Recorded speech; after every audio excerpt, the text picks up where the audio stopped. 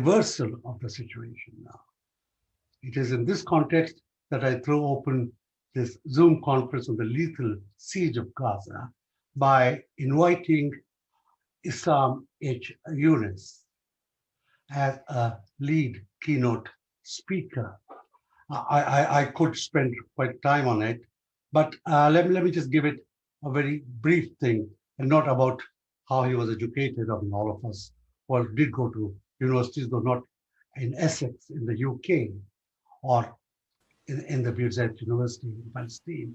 He's the Director General of Mizan Center for Human Rights, Gaza, the General Commissioner of the Palestinian Independent Commission for Human Rights, the ICHR, which is the Palestinian National Human Rights Institution, a member of the board of the Arab Organization for Human Rights, Cairo, a member of the Palestinian Higher Education Council. And I so resonate with this one because here in India today, we have a big crisis on a new education policy imposed on us, which reduces human rights education to zilch and imposes an extreme right-wing system.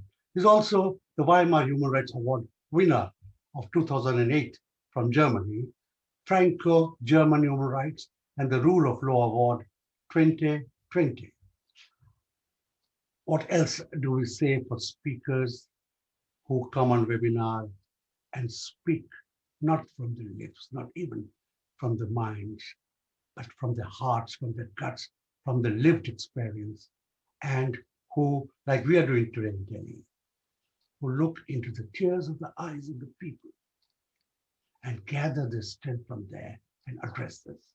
To you, my friend, the floor. Thank you so much, Mr. Dale, and thank you, Roger, Ranjan, and my gratitude also extends to Rifat Qassis. It's a great honor and pleasure to be with you, and thank you for your time being with us, just listening about Gaza. It's a privilege to what's the word, to find people who are ready to listen and to hear about Gaza, where many are give up and actually fed up with the situation there. Well, I don't know from where to begin. What is the starting point to talk about Gaza?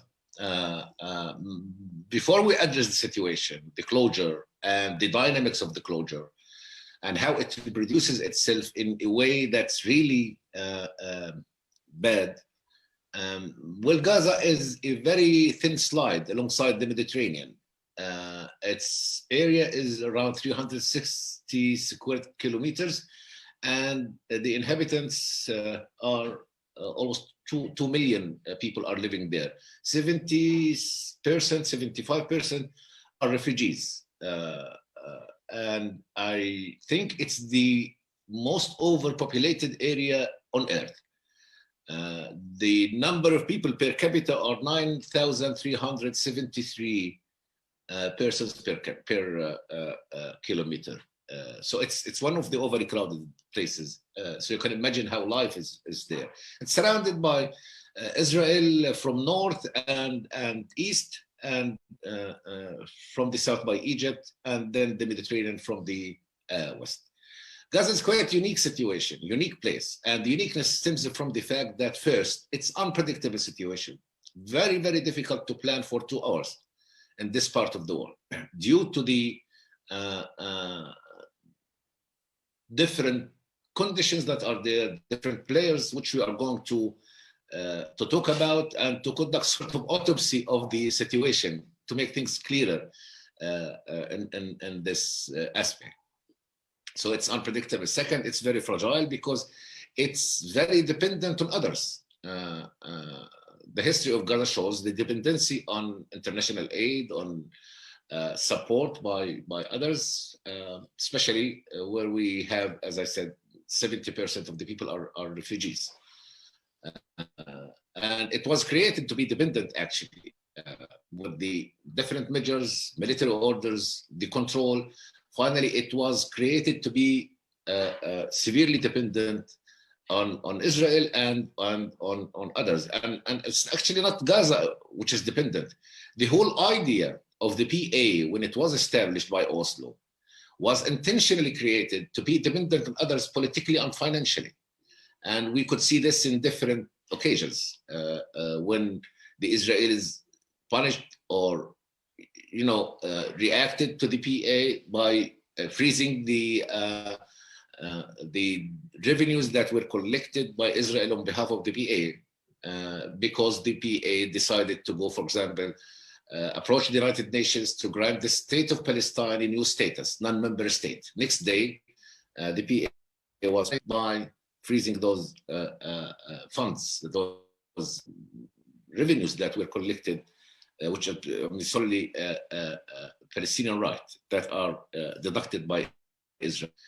So this is just one example. So the whole idea of creating the PA, not only Gaza, is actually was intentional to create an entity that is dependent. Third, Gaza is unique in terms of the kind of authorities that are there. Those are responsible for the good and the bad. There are many. Israel, as an occupying power, is the occupying power the main principle for human rights violations.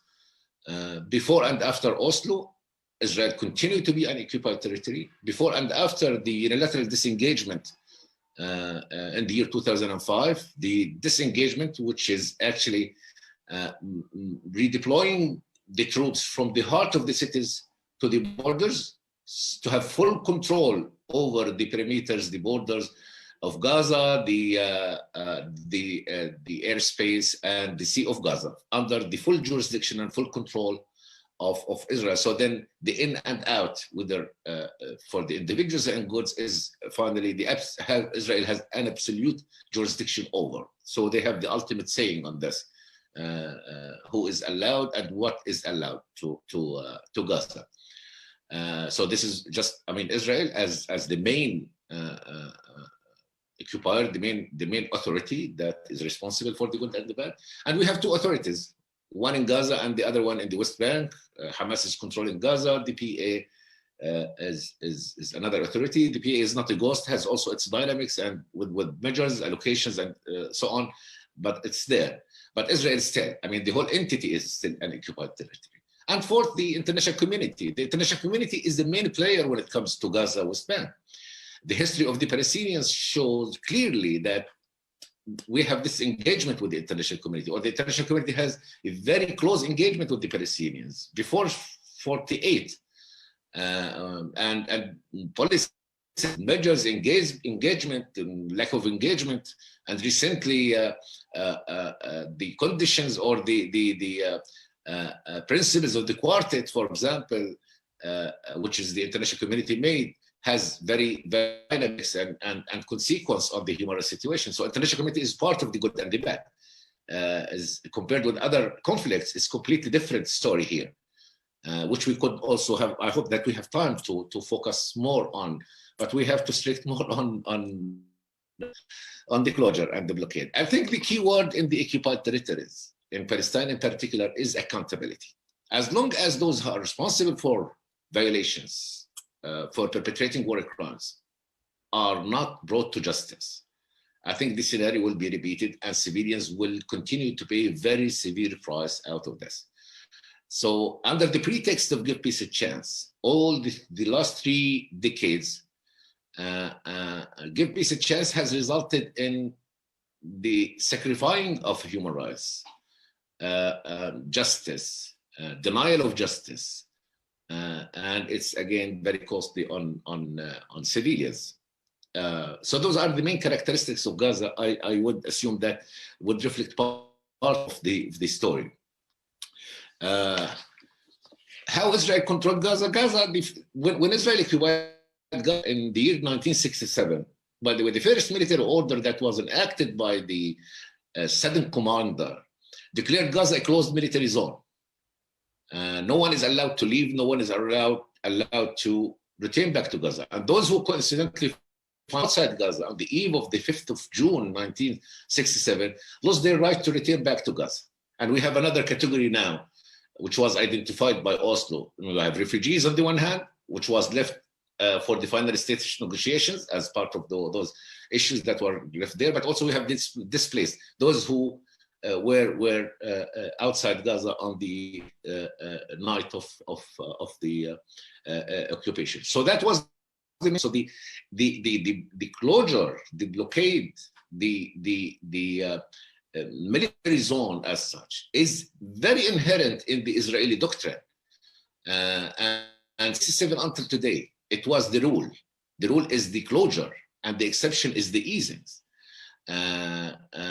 So they have controlled Gaza as well as West Bank with military orders and direct measures, administrative measures that have controlled in the different aspects of the daily life of the Palestinians, controlling the resources and access, which is quite interesting here. So Gaza now, with the blockade that was imposed, which is quite serious and amounts to collective punishment, that was also viewed and repeated by the UN Special Rapporteur on the occupied territories, Mr. Link, that this is exactly what's meant by collective punishment. So in Gaza is I would assume it's the largest open air prison on earth, and unlike the practices of normal prisons, the prison warden is disassociating himself from responsibility towards the inmates. On the contrary, the warden is greatly restricting these prisoners in incoming food and medications, as well as besieging, isolating, oppressing, and depriving them of their basic rights. Since the imposition of its military role on the Palestinian territories in 1967, the Israeli occupation authorities have been controlling the movement of people and goods and from these areas. It's not only to Gaza and outside, but also the West Bank and between West Bank and Gaza. That was really quite significant. The whole rationale for imposing blockade over Gaza, which has nothing to do with security, by the way, and I'll give you my opinion on this, but the whole rationale was clear when Israel disengaged from Gaza in 2005. The whole rationale was to kill the idea of the unity between West Bank and Gaza Strip, because it was highlighted by Oslo. If there is any good thing of Oslo, at least Oslo has identified West Bank and Gaza to be one territorial unity and its integrity to be preserved. That was in theory. In practice, we have witnessed this gradual separation between West Bank and Gaza Strip. And I believe that 1967 was a significant year, because the Israelis de facto opened West Bank to Gaza, Gaza West Bank, and both with their brothers inside Israel. So they found themselves are open to each other. And one should also bear in mind that the occupation in 1967 came 2 years after the Nakba of 1948, where the Palestinian identity had been jeopardized. Palestinians were uprooted from their homeland and widely distributed in different parts of the world, not only the neighboring countries, but also in other places. So 2 decades, we have the occupation. And I think the Israelis have realized that in 1993, that they should push Gaza back to the eve of 1967. To cut its contacts with the West Bank and Gaza Strip. Because if you have the unity of West Bank and Gaza Strip, it's a prerequisite for the two-state solution. So how to kill de facto the two-state solution is by, isolating West Bank from Gaza, and then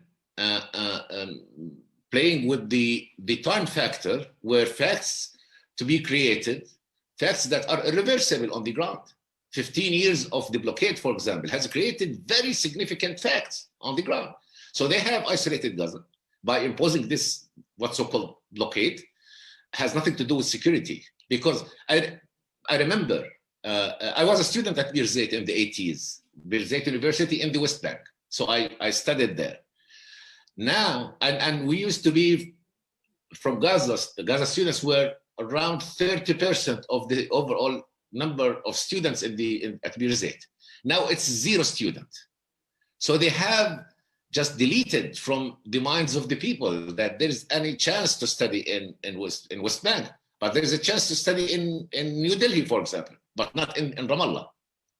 to Europe, to Egypt, Jordan, but not to the West Bank. It's very, very, very clear policy in this regard. So they imposed the blockade over Gaza, and the blockade actually was very, that was very, very, very racist somehow, because they played with the what's so-called biopolitics. So they have calculated the calories that a human being needs to be alive, and they calculated them with the number of people. So they allowed, in the year 2008, Haaretz newspaper, the Israeli one, has published this, what's so-called the red document. They have published this in the year 2012, where it was the core of the occupied territories, who was a military commander, have made this calculation. This is one thing. So it was allowed, for example, 3,050 liters of fuel to enter Gaza. So to keep the basic services working, hospitals, for example, and sewage system. But individual use for their cars, for other services, it's not part of the calculations. And the quantities of food, wheat, sugar, rice, is also being calculated on that basis. So the biopolitics played a very, very important role in that. So they imposed very severe restrictions on the movement for the goods, which has very serious consequences on the very weak industry, as well as other sectors of the economy, but also in the access of individuals. Gaza lacks the basics for medical treatment. Some diseases cannot be treated in Gaza. Cancer, for example, and I'm a cancer survivor, and I have very serious problem where to be treated. There is no radiotherapy system in Gaza, which is a must in case of some cancer cases. So the only way is to transfer patients outside Gaza, mainly to the Augusta Victoria Hospital in East Jerusalem. But this is, very interesting. To know how it's being worked. Has been declined, the number of people who were allowed. I think now in the year 2019, 2020, the number has been, first you should apply for a permit, but the number who could pass this with a positive answer could amount now, which is good, something like 70 to 75% out of applications. Others being denied or under process. And time for the cancer patients is being counted by days, or sometimes by hours, rather than weeks or months. I did a piece on this that was published recently by the Rosa Luxemburg Foundation on the regime of permits by Israel, and I think it's quite maybe interesting to know some details on this. That any Gazan wants to leave Gaza should apply to the relevant authorities, the PA. Then the PA transfers those applications to the Israeli authorities,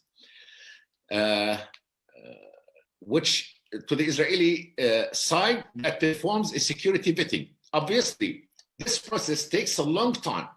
For example, the response of an application from a cancer patient who hasn't any potential to be treated in Gaza takes about 23 working days. While cases that are classified as a humanitarian could take up to 50 days. In many instances, however, the Israeli authorities do not even bother to respond to submitted requests, while there are other times when they may allow a patient to travel outside Gaza, but would not allow her accompanier to do so. I remember a case that we have received at El Mizan, where a child of cancer, I think he's 2 years, he got a permit while his mother denied. So who could accompany him? A grandfather or grandmother. Grandfather and grandmother, they themselves need someone to treat them, to help them. So imagine, and in the case of cancer, you need someone who, to be supportive, a father or a mother for a child 2 or 3 years old. So that was just one case in this regard. And if you go back to the reports of the WHO, it's full of details on this, and definitely human rights organizations, international and local organizations, have widely documented cases on this regard. An example of this: a child with a cancer travel permit, but preventing her parents from accompanying her, or allowing only one or her grandparents to join her.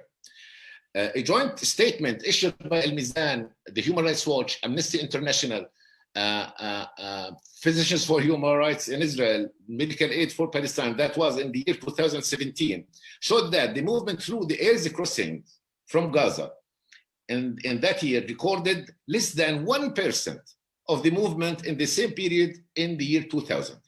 The joint statement also indicated that the Israeli authorities adopted a very strict policy regarding permits, even for those who meet the criteria, and especially the permits related to patients. Israel gave permits to 90% of the submitted requests in the year 2012, and this percentage decreased to 88.7% in the year 2013, 82.4% in 2014, 77.5% in the year 2015, 62.07% in the year 2016, and in the year 2017, 54% respectively. The joint statement also pointed out that Palestinians of Gaza missed out on at least 11,000 medical appointments in 2017 due to either the Israeli authorities' rejection of their requests, not responding to them in a timely manner, or not responding to them at all. Ultimately, this led to the death of 43 Palestinians, including 3 children and 17 women in the same year. In the year 2019, the number of people who left the Gaza Strip through the air crossing was 14,960. This shows an increase of 43% compared to the year 2018. However, the number decreased to only 971 persons by September 2020, with an average decline of approximately 10%, reaching its lowest level due to the strict Israeli restrictions on movement, the spread of the COVID-19 pandemic, and the Palestinian Authorities' suspension of coordination with Israeli authorities. This is just part of the problem, and it has nothing to do with security. It's very, very political measure aiming to fragment the geography and the demography, and to kill any potential for a two-state solution, and to kill this not only in practice but also in the minds of the people. They create facts that make it irreversible, facts that are there. And on the one hand, Gaza is being imposed under very strict measures of what's called blockade, and on the other hand, in the West Bank, Israel was fighting time to add more housing units to settlements, to establish more settlements, and to build the discriminatory wall that was identified by the ICJ, the International Court of Justice, to be unlawful and illegal. However, Israel completed that.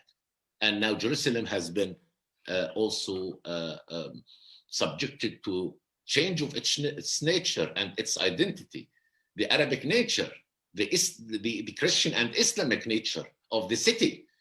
It was clear, and they were fighting time. So Gaza is under blockade, and West Bank was subjected to those severe measures, and they have done their best to push Gaza towards the south, towards Egypt, to be dependent on in Egypt, and that was the case. It's legally speaking, not only, blockade is one thing, but also Gaza has been subjected to a series of offensives over Gaza. 3 wars in less than 6 years over Gaza in the year 2008, 2012, and then 2014, where they have targeted pure civilian entities. Gaza is a whole civilian entity, and Gazans are protected civilians according to the 4 Geneva Convention. and Gaza is an occupied territory, part of the Palestinian occupied territories, and civilians were targeted. More than 2,000 people were killed. Most of them are civilians, pure civilians, children and women, but also they have targeted multi-story buildings, infrastructure, sewage system, mosques and churches, and those who were ordered to leave their neighborhoods and homes by the Israeli army during the war, and naively they thought that the blue flag might protect them, so they because there is no safe haven in Gaza, there is no refuge where to go, so they have moved to the UNRWA schools, the United Nations schools that run by UNRWA, where the blue flag is there. So they were hit, and the flag was hit on top of them by the Israeli warplanes. So the blockade, as well as the different measures and the wars, and by the way, the Mr. Goldstone in the year 2009, who chaired a commission established by the Human Rights Council in Geneva, in his report, he concluded that many of the practices could amount to war crimes and the crimes against the humanity. So as long as accountability is, and so far justice is not yet been achieved, it's intentionally being denied, So can civilians be left that way, placate first and second and third time, and with the culture of impunity that's prevailing in Israel? And I'll give you very serious examples here regarding this matter. So, serious concern persists regarding the lack of accountability with respect to documented violations of international law. And in this context, the International Criminal Court served as necessary international. That's why we approached the ICC, because the ICC is the last resort, the most civilized mechanism that could be used in such conflict, where impunity not to be the case, to be prevailed.